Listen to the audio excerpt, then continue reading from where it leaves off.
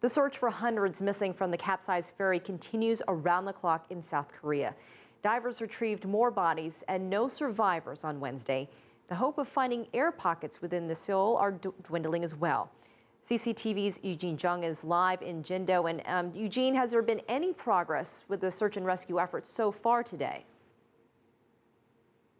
Hi, Elaine. It's a Thursday morning here in South Korea, and divers found more than 30 bodies on Wednesday and early Thursday local time. So the official death toll now stands at 159. Now, the divers searched the third and fourth decks of the ship on Wednesday and early Thursday.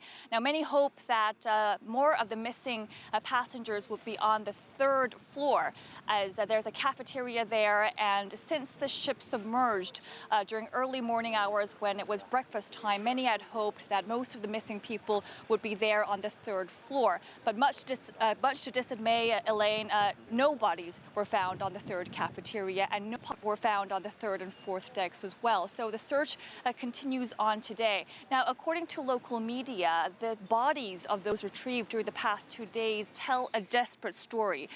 The bodies that were retrieved had broken fingers, so we can just assume that the students desperately tried to escape using their hands in their very last moments. Elaine?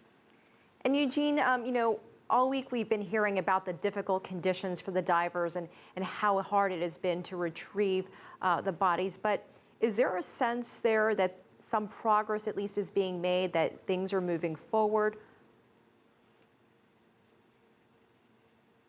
Right, Elaine, as I said, it's the 9th consecutive day of rescue and search missions, and it's getting harder and harder for families to watch and wait, as you can imagine. Today, this morning at 7 a.m. local time, we know that the divers are trying to get into the fourth deck cabins.